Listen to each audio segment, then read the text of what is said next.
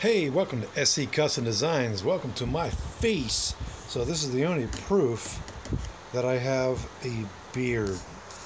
There is sadness, the beard is gone. It's summertime. Pardon me, I gotta wipe the lens. Alright, so we'll grow that beard back by December. It's gonna be longer than what it was before. I really enjoyed that little episode of SC Custom Designs. Beards are cool. So we're not here to just talk about my beard. We're here to talk about my bandsaw, which was having some issues with the bearings basically just moving, okay? It seemed like they froze. So I took them off, and I took the advice of Barney's shop in the UK. He said just soak them in some WD-40. So that's what I did. I took the thrust bearing and the side bearings off. As you can see now, they are spinning. They're not spinning like I'd like them to. And, you know, but then again, it's not a new unit. These guys have seen some wear and tear. I suspect I'm going to have to get some new ones from Jet. But what I thought I would do is show you basically some of the process, some of the steps. If you're anything like me and you're not a machinist, or you don't take your machine apart and clean it and tweak it, and I actually do to a point, but this is the most I've ever really taken the thing apart. So if you turn to page 16 in your Jet manual, this is a 14-inch Deluxe Pro bandsaw. I really like it. One thing I wish it had is the blower that blows on the dust where the blade is. That would make this thing really cool. But all I can say is, for the money and for my buy-in, I think I got a pretty decent unit. I have my unit on a base and wheels so I can move it about in the shop. But I'm mostly pleased with this unit. I really am. So let's try to get through this.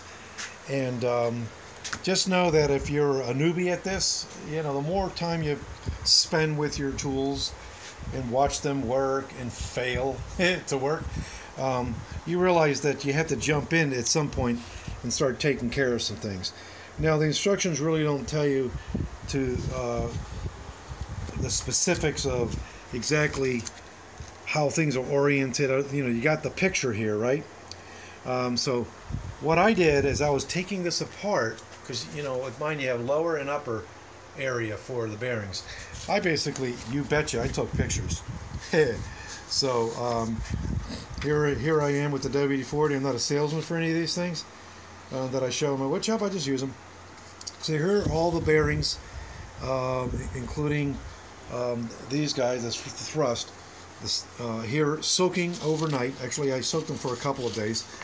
And then what I did is I took a picture of them pretty much assembled-ish. I just took these guys out and took a picture. Then I took a picture of these guys almost out. And then what I did is I took another picture. Picture's worth 1,000 words. And it's going to save you some frustration in the end. So now I took a really close-up picture because I wanted to make sure the orientation was held to when I put it back together again. Because I could easily flip this around, and I wouldn't know any better until, well, maybe I started using it. So I highly recommend you take yourself some pictures. I'm probably going to put the date on the back of these pictures. We're in May 29th now, I believe. And then put my lessons learned.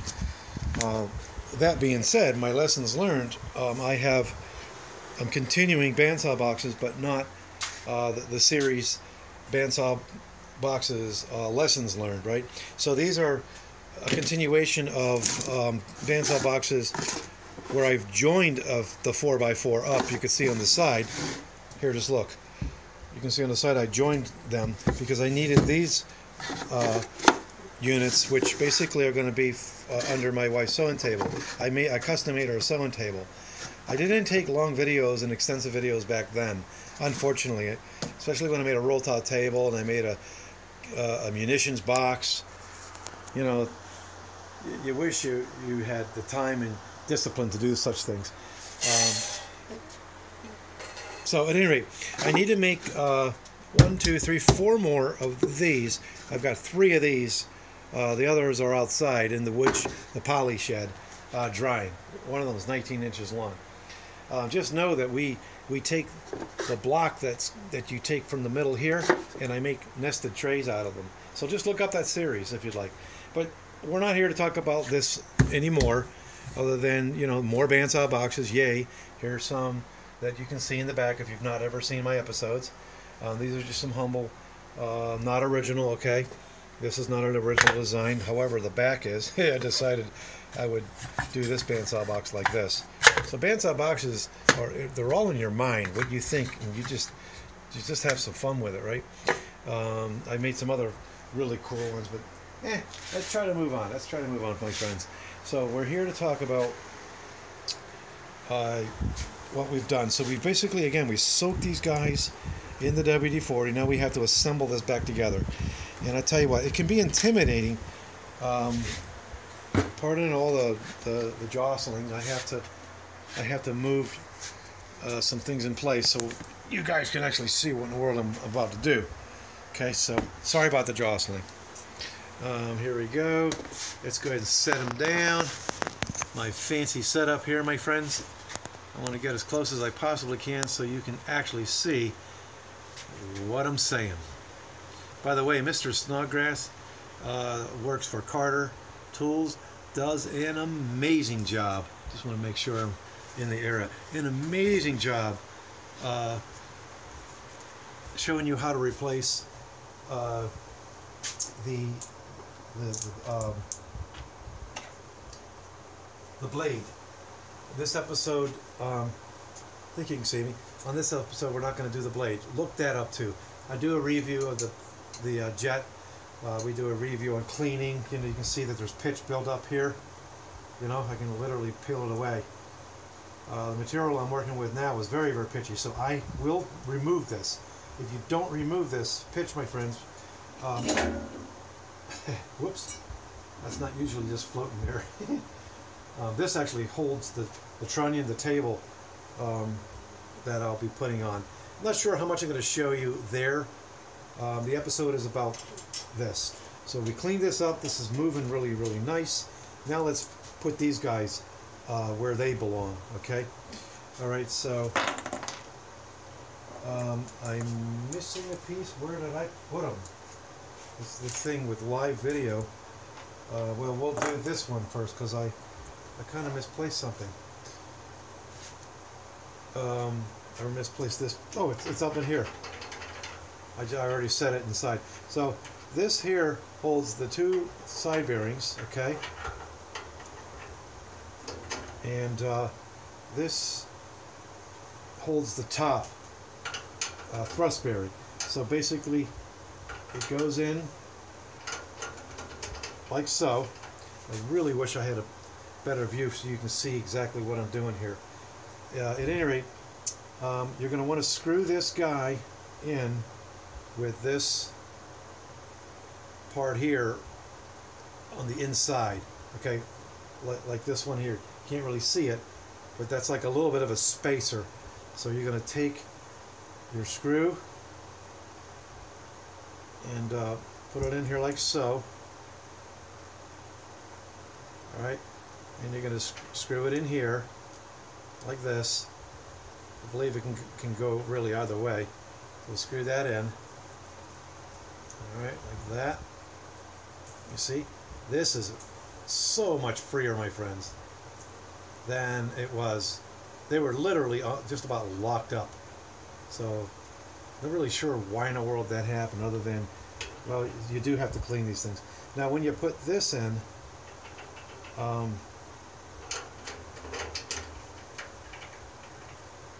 then comes this unit here.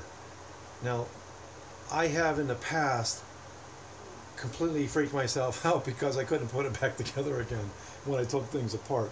So if that's been you, I really want to get this camera so you guys can see what better what I'm doing here. Let's try to pull this over here. I just have a feeling you're not seeing what you need to see. Again, sorry for the moving. I think this might be a better deal over here. Hopefully I can get in there too, huh? All right.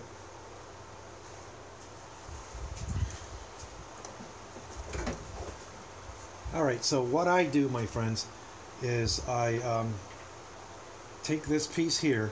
See, I mean, ultimately, this has to come here, okay? So this can, when you're like this, so that when you unscrew this, this pulls this back and forth, right? So you're going to want to take this part here and screw it almost all the ways in. Make sure that the hex is on this side, okay?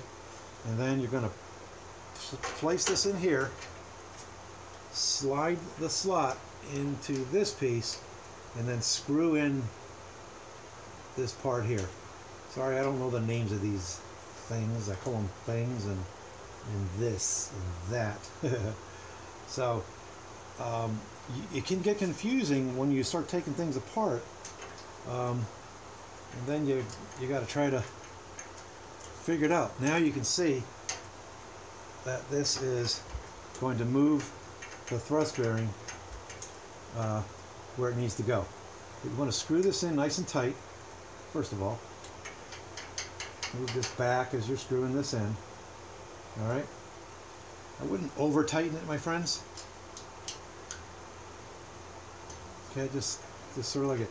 Now we're all set. Okay, we can make this thrust bearing go forward and backwards, like this. All right. So that's that. Let's take care of the other one. I put those bearings in my pocket, and what I noticed is that you want to put these guys in. If you look close, you're going to see that these are offset. Okay, see how it's offset? What I do is I'm going to put them in like this.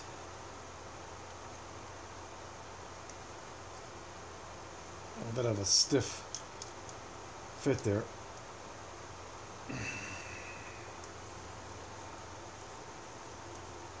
There we go, that's one. And essentially, this is really stiff. I'm not really sure what happened. I want to put this guy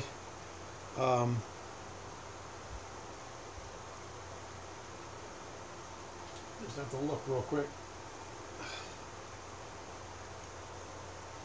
Like this.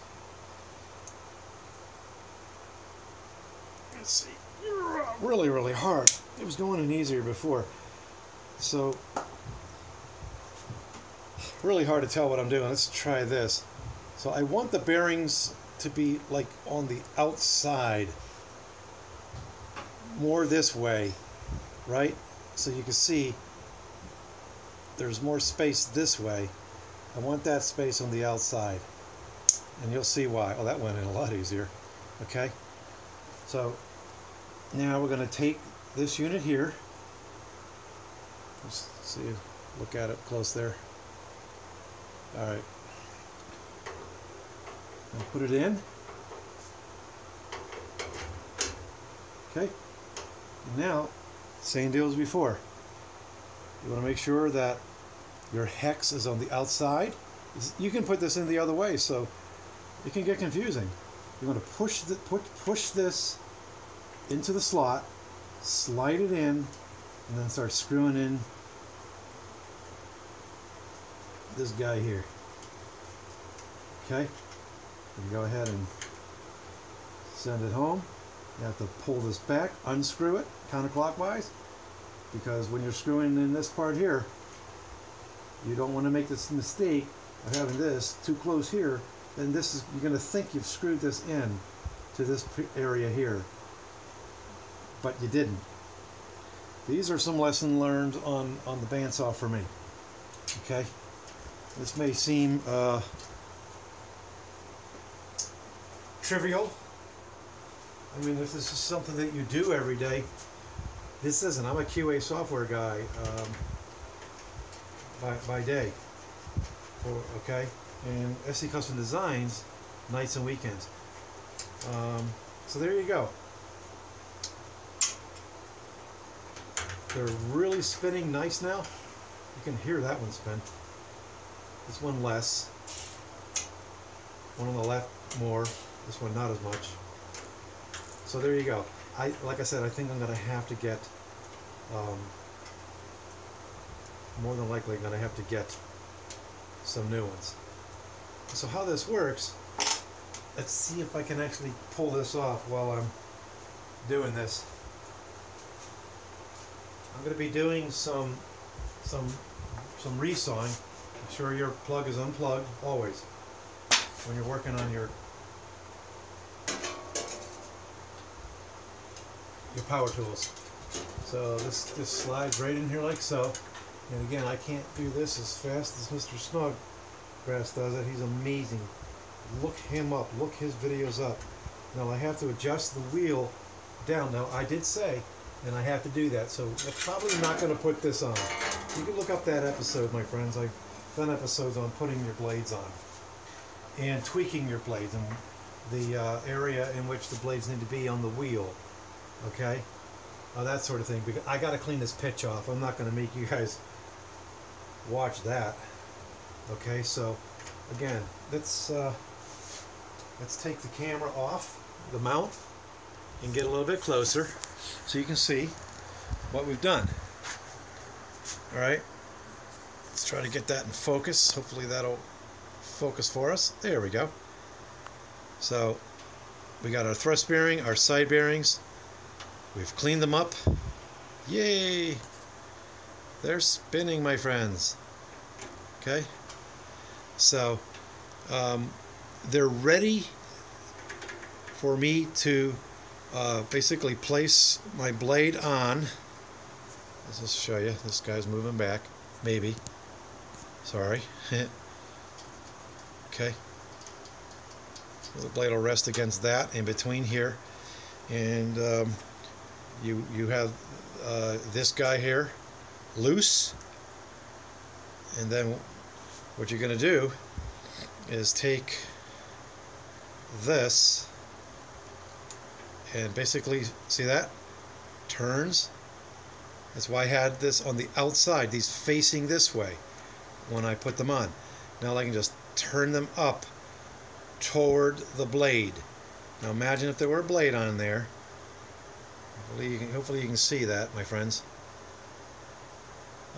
You can see that this is going to move back and forth, away from the blade, toward the blade. You're going to want to do that with both of them. Once you are satisfied with where they are, and it's just like having a hair. Some people put a card in there, whatever. I just trust my instincts. I just make sure I spin my blade. There's no blade in here now, but I'll spin it, and I'll make it touch the bearings. I'll put this guy in and this guy in, adjust it, and it'll start spinning my bearings. Okay, I'll just back it off. There's really not too much to really worry about. Okay, so that's really how that goes. And the same here. The blade doesn't touch it. Okay, they don't ever touch. They're just there to support it once it's being pushed on a little bit. If they are touching, then your blade is going to deflect and go like this, like this. It's going to come flying off, and that's the first time that ever happens to you. That's kind of scary. It scares me, anyways. All right. Okay. I hope you learned something. It would be pretty cool if I could just start and stop my video continuously. And I don't have the luxury of all this time to do such things. I'm going to perhaps try to move right along and put this base back on. This holds the table. Okay, really quite basic. This part here. When I was first taking this apart, I had to take this off so I can get to the bearings, to get that off, to clean them. And that was a little it was tricky, and I realized I really had to take this off. So this is the first time I've taken it off because I did a really thorough job. Sometimes you want to take that time, invest that time, okay? And see if I can't get lucky and find a tool. I wasn't really going to go this far on it, but why not? I'll be right back, guys. Just going to grab a tool.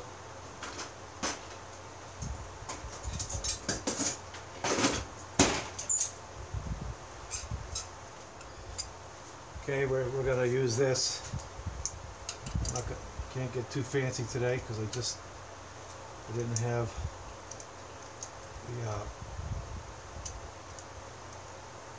the right size. So let's just go ahead and snug that down. I'm not a great believer in putting too much pressure and tightening things down so hard. You just got to understand you could snap bolts. Then what are you going to do? So the tools that you have to tighten these things, you don't realize how many pounds of pressure you're putting when you're twisting on tightening something up. So you just want to really use your common sense there. Now this here is so that the table, and we're going to go ahead and put the table on now, my friends, can rest against that, and I don't have to worry about ooh, just dropped something. Just dropped the pin that goes in there. So this guy goes like this. We have two swinging units that go down in here. Okay, I'm going to lift this up out of my way. God forbid I hit that with my table. The table is very heavy, very solid, very quickly can do some damage. And I'm so close to the video, the camera is so close. It's hard to get in there. All right, so there we go. That's that. Then you have these two guys here that you screw in, like so. That's one and two. There's other videos out there. You can see them on YouTube that they do an amazing job. So much faster than I'm doing. But I'm just your nighttime and evening and weekend warrior that can only do these things 20 times. So that locks that in. So one of the first things that you're going to have to do is take this off when you put your blade on. Some units are made so that you don't have to do that. Okay. I know I dropped something down here. Oh, here it is. This pin here goes on the side here, and it holds the table in flat. All right. Well, there you go. We're going to stop the video now. We've gone 24 minutes. And in review, what did we talk about? We basically had some bearings that were locking up. Okay. Now they're not locked up anymore. They're not as free as I like them, but they're way better than they used to be. Again, thank you, Barney's shop in UK, for recommending what you did. By soaking these guys in WD-40, boy, did it really free things up. All right, so my jet has the bearings on the top and on the bottom. Okay, look up my video on the stabilizer, the Carter stabilizer, where basically you back off all the bearings I just showed you, and you stick this one unit in, and the blade rides in the middle of the bearing. There's a slot And what that allows you to do is just, that's all you need is that one bearing. It allows you to make these hair turn, you just turn through the wood so quickly, and really small radiuses. And that's really, really cool. It all depends on really what your project is. So, hey, thanks for coming into the shop. If you like what you see, please subscribe to my channel. Let's just talk a little bit more about some things. The new addition to the woodshop is this. Now I know the humidity levels, my friends. It's been hovering right around 56 to 60, I would say 4. Summer is on its way. It's still technically springtime. And then I also know my temperature. That was critical. The humidity levels were critical when I was making these guys. I'm telling you, I cut the cedar up, cedar or whatever this is, fir, 4x4s, and within minutes you can hear crack, crack, crack. The wood was cracking on me. So I really should have had a humidifier. Now I'm running a dehumidifier over there in the corner, my friends. So a little bit of shop talk here. We got October 7th, something called the Carrot Festival. SC Custom Designs will be registering for that. We've already registered for August 25th, the Maybe Farm. So that's the 20. So far, it's 2 shows in 2018. I want to do more. Last year, we did our very first show. We've been in business 2016, 17, yeah, 2016. We didn't really do any shows. We were just coming out of hobby status, right? But we did a show in Woodstock, New York. It was our very first show for SC Custom Designs. You can look that up on YouTube. I was quite excited, you can tell by watching the video, for that. It's Mowers Flea Market. It's a husband and wife that have been doing that for many, many years. Come to find out, this Woodstock flea market concept's been going on for many years before them. So, Woodstock, what an awesome place to start doing such things, eh? So, at any rate, yeah, subscribe to my channel if you like what you're seeing. I have a variety of subjects that I talk about. By Bandsaw, I'll do reviews on it and maintenance. This is a Lee D4R Pro dovetail jig, the best in the world. This is out of Canada. I did get the auxiliary fence that has the rear magnets that stick that there, and allows your router to sit right on there, so you're not doing this business while you're making your cuts. This is adjustable, your fingers, so you can put your fingers anywhere you want them. They're not a set template, right? And this is 24 inches wide, lots of stock on that. So I'm going to be doing some projects where I'm going to need this guy, so I got him back out again. Usually he lives under here, so that's that. Various other things. We did a review on this here. This is a planer DeWalt, simply the best tabletop, one of the best you can get. You can lay down a few dollars for that. I did a review on that, but I couldn't use it because I had an accident this winter, sorry, and fractured my wrist. I can now use it. I haven't used it yet, though. I basically just turned it on after I was cleared from my doctor. So, but I did a nice review on that. So look that up. I do reviews on things, lots of things. Like, for example, this radiant arm saw, we did a little review on upgrading it. This table, this was given to me. People know I like to work with wood, and they'll give me things, and they gave me their used 10-inch saw. And I didn't have a table. I threw a table on it, and I threw it on so fast that I didn't realize that I didn't have the capacity of the full length of cut. So I took that off. I saved these guys. He's made out of oak. And I put it on this formaldehyde chipboard, which serves it wonderful. So watch that episode. Show you how to take care of things like that. This is my first bandsaw, by the way, the Rikon. It's very weak. It's not strong. You're not really paying a lot of money for it, but you know, at least it's something. When I got that, I tell you what, I was so frustrated because it wasn't this. This has a lot of power, my friends. And also there's the idea of how much you can cut is from here to here, right? So this is a 15-inch, and it gives me more room. 14-inch. Why did I say 15? Okay, that means it's time to go, isn't it? All right, so I'm going to go ahead and let you go. Thanks for coming into my shop. Let us know what you think. Leave your comments. We're up to 208. We got 3 subscribers this week, which is cool. I think as soon as the weather hit around the globe being warmer, folks are out there where they should be, enjoying nature and everything God gave us on the planet. So they're out there. But I'm telling you, just we appreciate it if you subscribe to our channel, leave your comments, and we'll get back to your comments. And I listen to your comments, like I did to Phil, to Barney's shop in the UK. All right, thanks, guys.